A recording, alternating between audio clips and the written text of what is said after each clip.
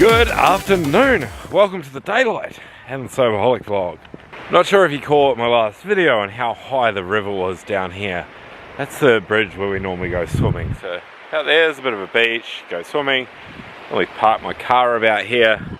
The water's gone down. The other day I was here and it was at the top of that flood marker over there. It's actually gone down since then. In my last video I flew the drone down here for a look and you can see all of this was underwater. It's up over that sign, that giveaway sign up there. The water was actually over the top of that. So I mean the river's still high, but it's come down a lot and they've cleaned up the road, which is good. There was all mud all along here the other day.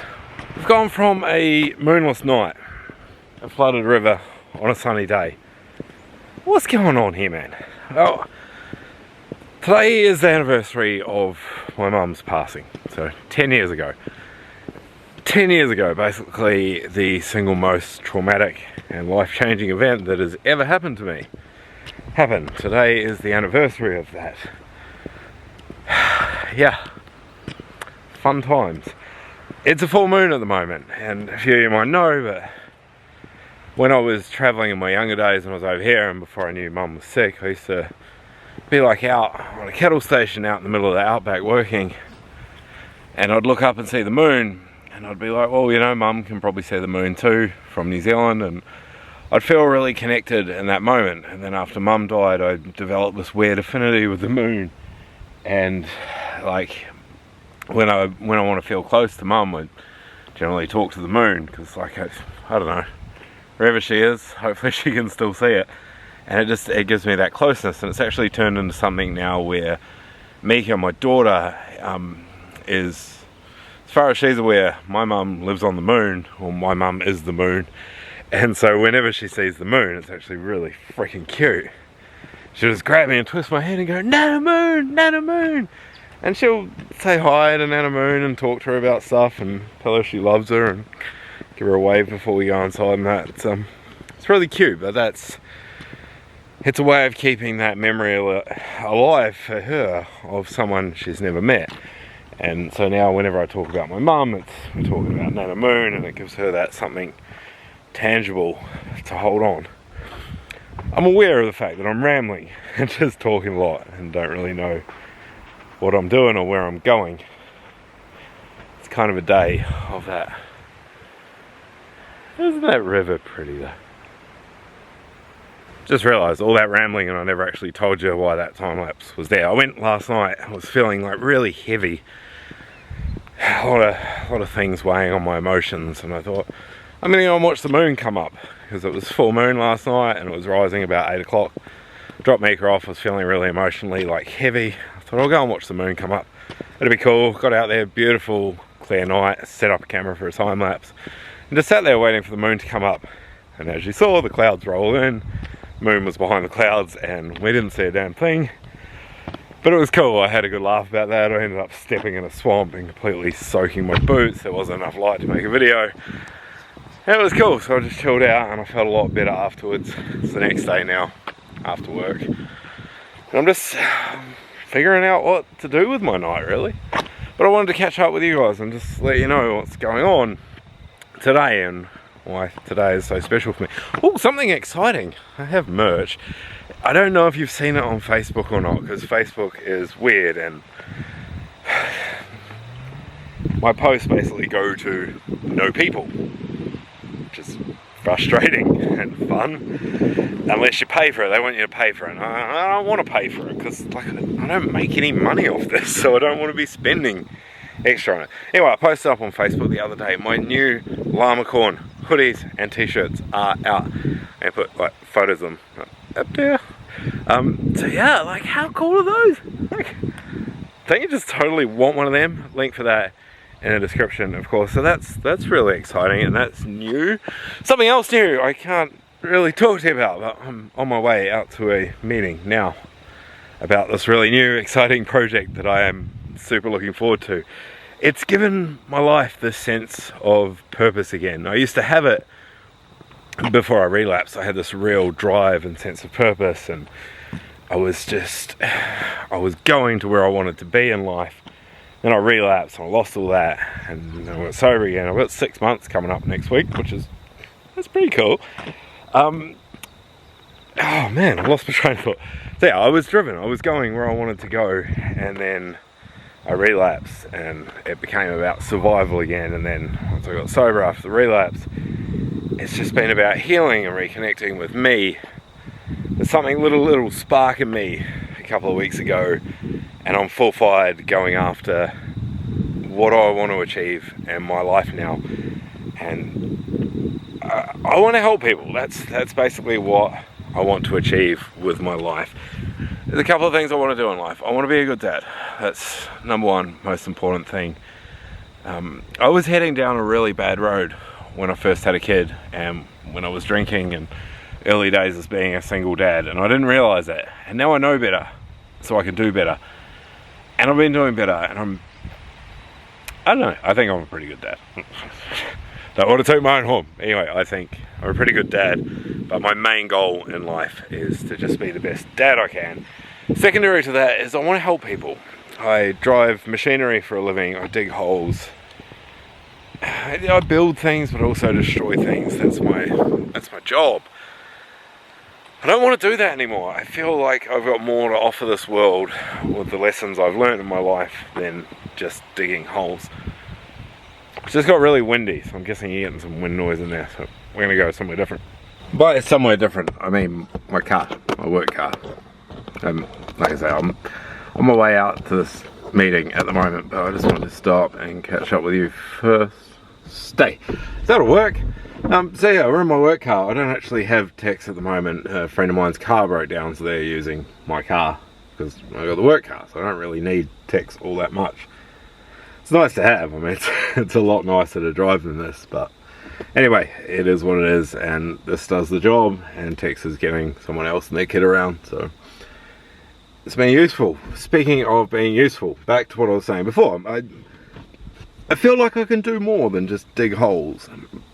I feel I'm in a really lucky position to be where I'm at and have the lessons and crap that I've learned in my life. And I think I have the ability to help others with that. So I'm just trying to work around that at the moment and figure out how to make that to a point where I don't have to drive diggers anymore. Because I mean, like I said, this doesn't make any money for me. I love doing it. It's helpful for me. I know it helps other people as well. So I'm going to keep doing it. But if I could do this full time and pay my bills, that would be ideal. But we live in the real world, and that's not going to happen. Funny thing actually happened today too. For years after Mum died, I was stuck in this really bad cycle of self-hatred, and it was terrible right up until the point where I decided to get sober and start healing my issues. I hated myself. I hated every inch of me and who I was as a person, and I think looking back, a lot of that was the addict brain trying to justify my choice to drink and be a shitty human. I don't hate myself anymore. I don't. It's weird. Even early in sobriety, I still struggled a lot with it because you start learning all the mistakes you have been making in active addiction and all the people you've hurt. And it's really easy to go down that path of, I'm a terrible person, I've done terrible things. However, I'm more of the school of thought now that I have done terrible things. I really have, and I'm always going to be sorry for those things that I've done. But I'm not going to live under the burden of that. I'm never going to forget them. I'm always going to take the lessons I learnt from it. But I'm also using those lessons for good and trying to better myself and try and better my world and help other people around me. And so I feel like that saves me from being a terrible person, more like I'm a good person who's done bad things rather than a bad person who's done bad things. I don't know if this makes any sense. I'm kind of rabbiting here, but anyway, today, funny thing happened. Someone called me a dropkick and said that I was a dead end going nowhere today. They didn't say that to me because, who would actually say that to someone's face. That's horrible. But they said it to someone close to me. And normally that would really hurt and send me into like a tailspin of like, oh, this is how people view me in the world and this must be who I am, because I already had that confirmation bias, like I already thought that about myself. So when someone would say something like that, it would just confirm it for me and make it like real. Today when I got told about that, I laughed. I cracked up laughing because I'm not a dropkick. And I'm definitely not a dead end going nowhere. I don't know where I'm going. I'm a bit of an idiot at times and I definitely make bad choices. But yeah, I don't think I'm a dropkick. I think I'm perfectly imperfect, if I'm honest with you.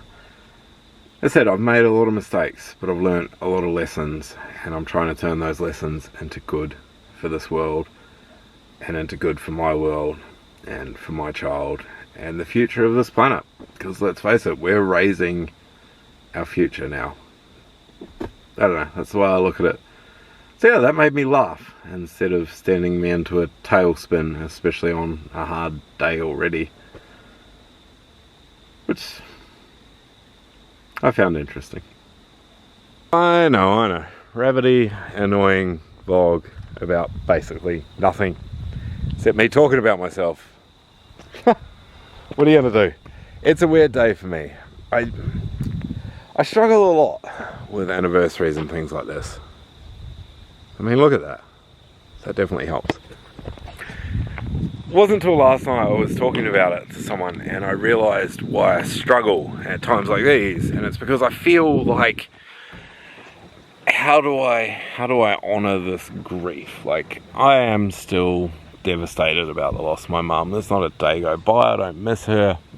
I was doing something with Mika the other night and I was in tears because I knew that my mum would have loved it and she wasn't there to see it and she was never going to be able to see that. So I struggle with it every day. The grief is still very real, even 10 years on. I don't know how I've even survived 10 years, to be honest, but I have, and there's definitely another 10 to go, and I'm hoping the next 10 I'm going to do a better job of surviving it.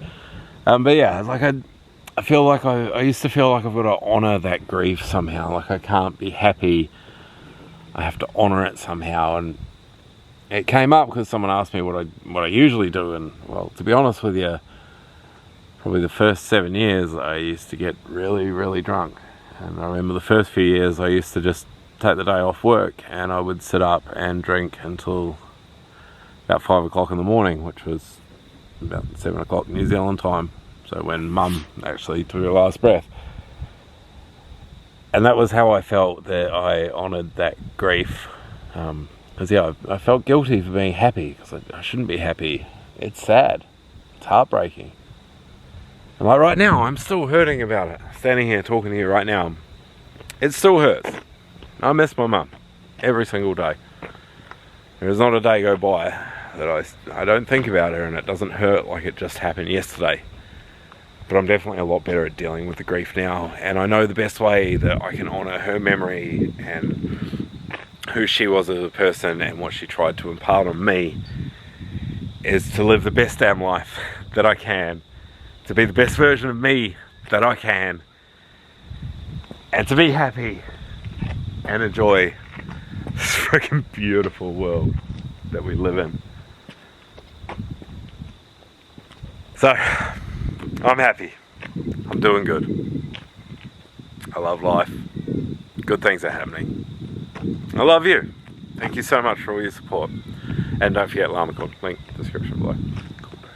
Anyway, thank you so much for watching. I love you. See you on the next one.